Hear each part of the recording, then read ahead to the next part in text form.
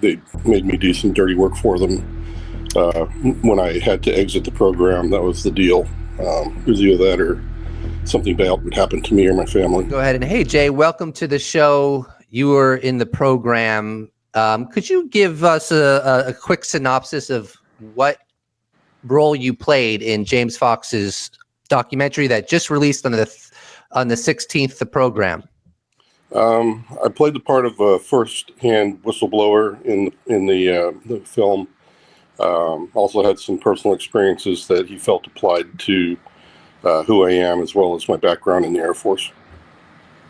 Great. I want to ask you two questions just to get out of the way. There was a little bit of controversy a couple months ago. You were in like a Twitter forum, and you already addressed the question of, someone asked you, were you part of the UAP task force? You already clarified that. You said no, you're part of the UAP forum, not the task force. So we don't need to belabor that.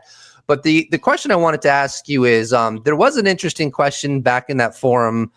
Someone asked you about 20 and back, and I think you said something to the effect that something like that is real, but it's not called that. Could you elaborate on that at all? Yeah, it was later on in that same interview. I readdressed the 20 and back commentary, because up until that, the day of that first interview I gave, I had never really researched what 20 and back was all about. I didn't even know who called it. All I knew about it was some sort of a mercenary dirty work kind of a program. So yes, I did experience a dirty work program, but I did explain in that first interview that, yeah, that was what I did. They made me do some dirty work for them. When I had to exit the program, that was the deal. It was either that or something bad would happen to me or my family. Can you elaborate on what that dirty work constituted? Well, it was kind of very strange. I feel like it was part of maybe an NHI program that they utilize humans, to do things for them that were involved kind of being, taken from your bed in the middle of the night, unconscious, and the next thing you're waking up and you've got some work for them to do. They tell you you're going over here, you're going to go in that cave, here's a gun, whatever's in there, kill it, and that's kind of how they rolled. And you either did it or you knew bad things would happen to you or your family. And that's kind of how it went. But it was usually in the dead of night, that kind of a thing. And you were a part of that. Yeah. And when you say kill it, what exactly would you be referencing potentially? I guess the team that I was on, we killed other NHI for whoever was in charge. I never got to see who was actually in charge of that program. I was only told, do what they say. Otherwise, you're never going to go see your family again. That was kind of the attitude. So that's what I did. I just did what I could, survived it all, just so I could get back to my family. And that was kind of how I rolled. I see. Thank you for that. How did you become introduced to the UFO recovery and reverse engineering program? How did that happen? When did that happen? That was more like right in the middle of my career, right around the 10-year mark of my 22 years in the military. It was just a gentle conversation after I had been working at Nellis Air Force Base, because the normal everyday mission was just to train air crews from all around the world, pilots, how to survive in a wartime environment. And we provided some, jamming on their radios and things like this to force them to use their countermeasures and learn how to use those. And within that first year or so, there was something about me that I guess they liked or whatever, but I ended up in a car going up to replace some folks that had some traded days, because either they had, the guy that I was going up for to replace had a family emergency, and another person that I was driving with was just going up because he traded days on, the mission because you usually go up for 2 weeks and then you come back home, and then the crew changes out there at Black Mountain. And that's where we trained out. It was Black Mountain, because you have to be on these mountain peaks to get the best propagation for your radios. But anyway, that's how it happened. I started driving up, just talking to this guy. I didn't know it, but he was in the program, and I didn't know it, but we just started talking about Dreamland, and that's how it all started. I just said how much I'd love to be able to work there and see what it is, what it's all about. And within a short amount of time, I was getting my polygraph, and they're onboarding me for that program. Got to fly up to Dreamland and get shown the base, and I began my work from there. Okay, great. During the July 26, 2023 hearing, Nancy Mace asked David Grush, "Do you believe the government has made contact with ETs?" Grush responded, "That's something I can't discuss in a public setting." What's your take on the idea that the U.S. government is in contact with non-human intelligence and perhaps has made agreements or an agreement with non-human intelligence? Yes, I would say that that's a very, very strong possibility. I know that I did hear things that sounded very much like that is the case. Okay. So this, I guess, is a perfect time to segue into, tell me a little bit about the Nellis test range footage that was included in James Fox's documentary. When did it happen? And how does it, what exactly was going on during that footage that he showed? That was in 1994. I had just exited the program a bit earlier that year.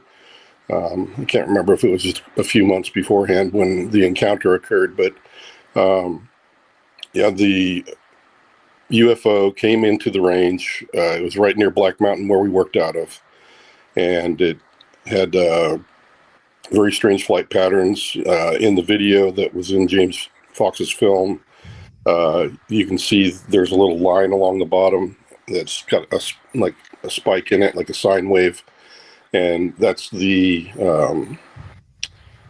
video camera designed that it locks onto the aircraft so that it keeps track of it.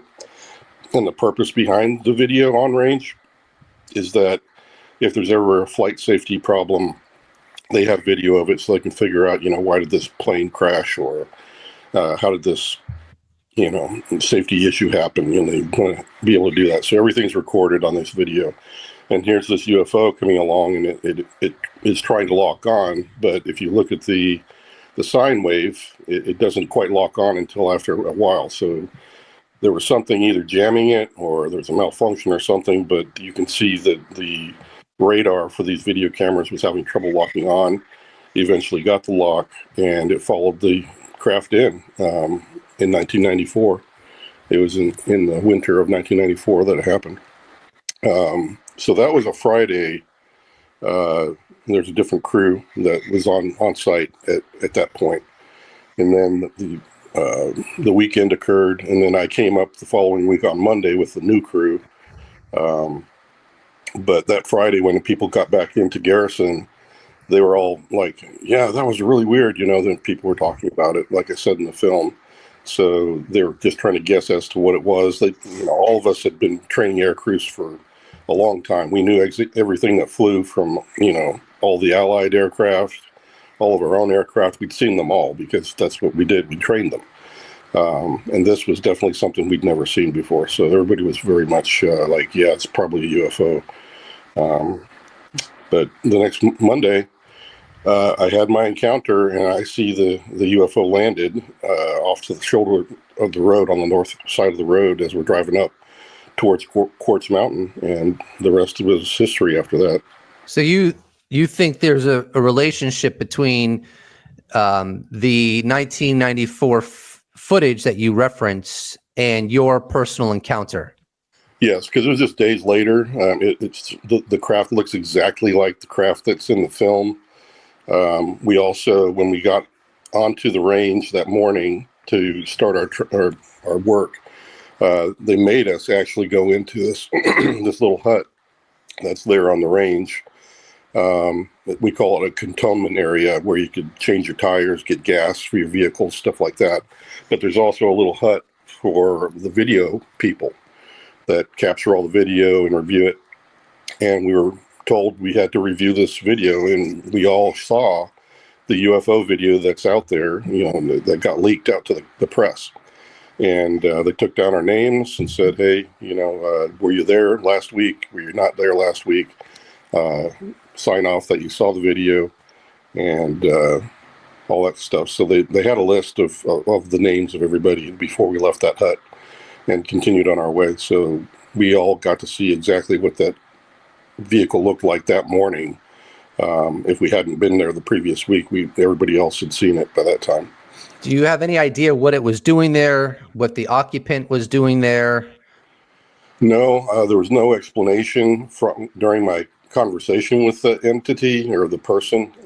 I prefer to say he's a person, because he is. But anyway, I have opinions about why he was wearing a uniform that looked like mine, looked like a military uniform. Is that I suspected he was either working with somebody on the range, or something like that, and had an altercation and had gotten some damage to his craft some way, and that's why he ended up on the range and was stuck on the range. And that's just my theory. That's what I think is the most plausible reason that he would have been wearing a uniform. The craft did not seem like it was capable of interstellar flight. It looked more like a terrestrial scout vehicle, just like our helicopters are used. They're too small to engage in long-term combat, or they can't fly in the orbit. That's exactly what that craft that he was flying looked like too.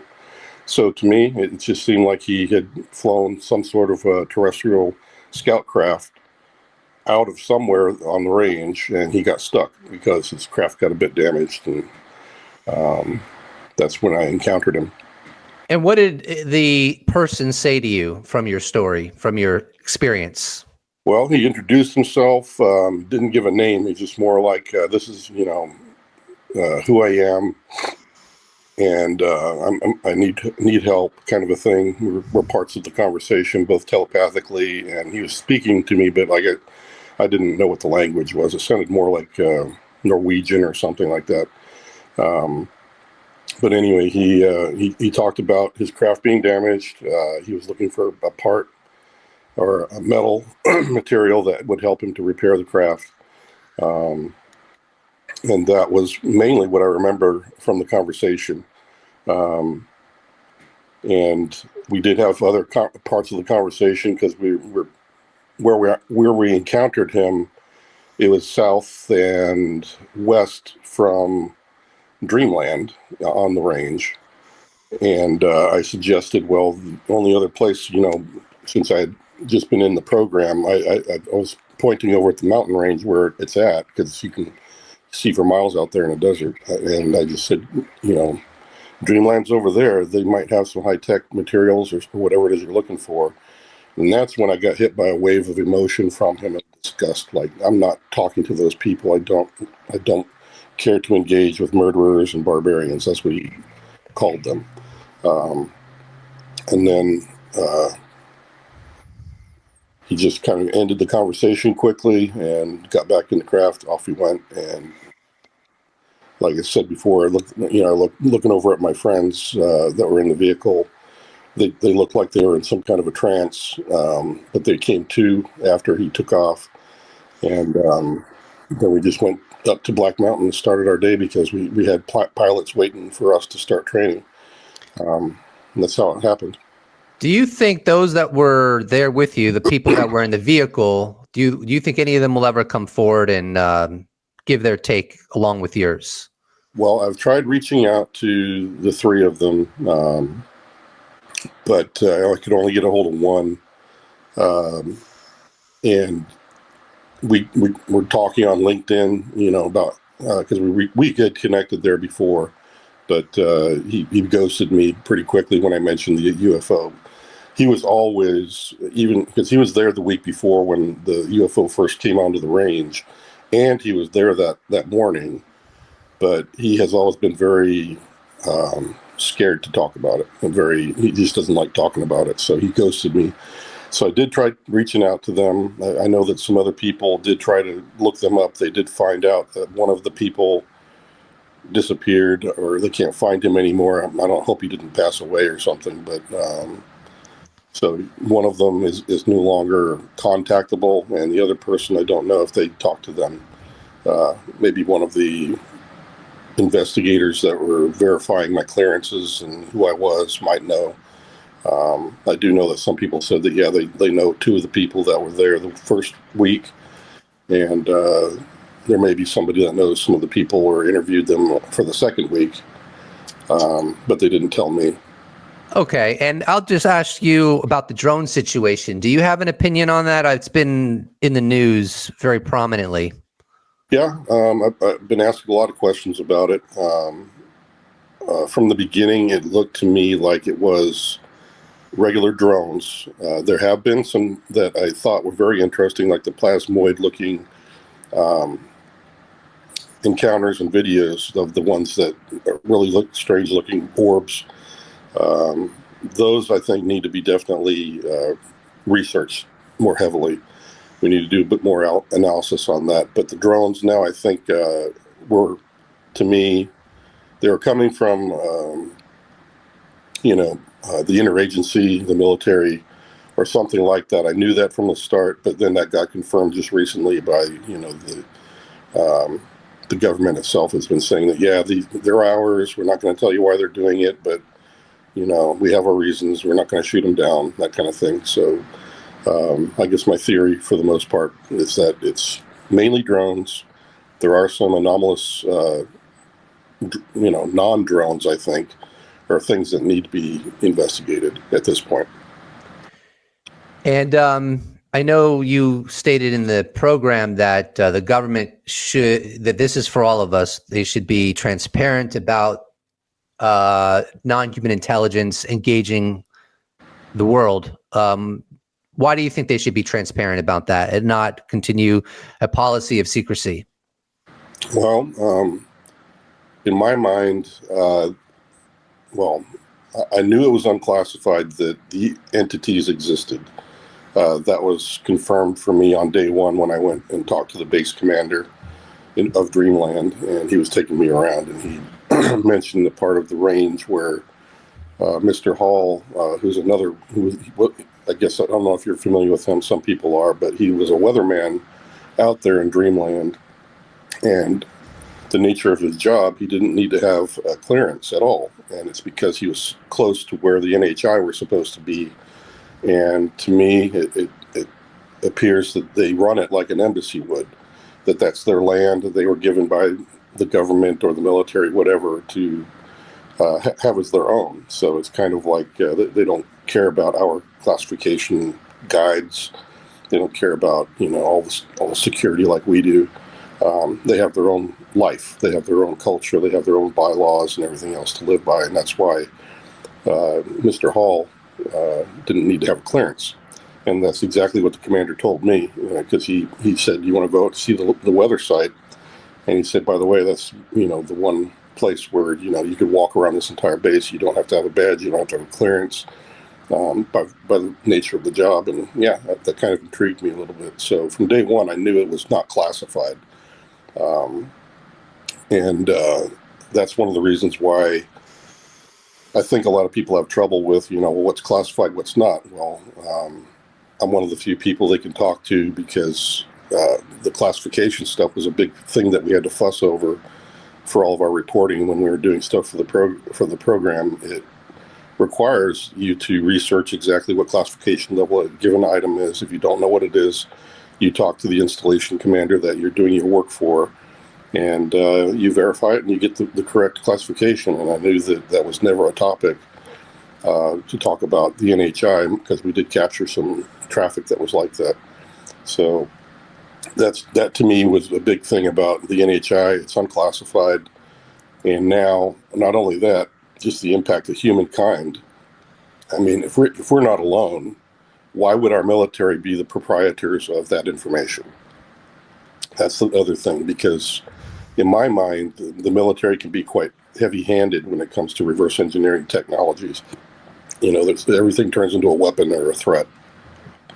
And here we are talking about probably one of the greatest meetings of cultures, civilizations. It needs to have a more human face, to it. And that's why I feel like it just needs to be said that I get the part about, we defend our nation with weaponry that we build ourselves or we reverse engineer. Keep that secret. Everybody understands that. But, by all means, get the monkey off your back. Everybody, it's going to cost less money for the government to have to keep the deception going on it, the fact that we're not alone. And at least they can get that and maybe increase their trustability as well. And then I think maybe they'll be a lot happier. They don't have to spend all that money deceiving and trying to do the cover-up. So to me, it's like a win-win for mankind, and it's a win-win for the program folks as well. That makes sense. Jay, thank you so much. And I'll leave you to provide any information that you would like my audience to have to find you, or any last words that you might have. Yep. Right now, my biggest presence is on X. As you know, that's where I came out publicly, first of all. I don't usually use a lot of social media, but that's the best way to contact me. And I do talk to folks. I do respond to folks as I go through things.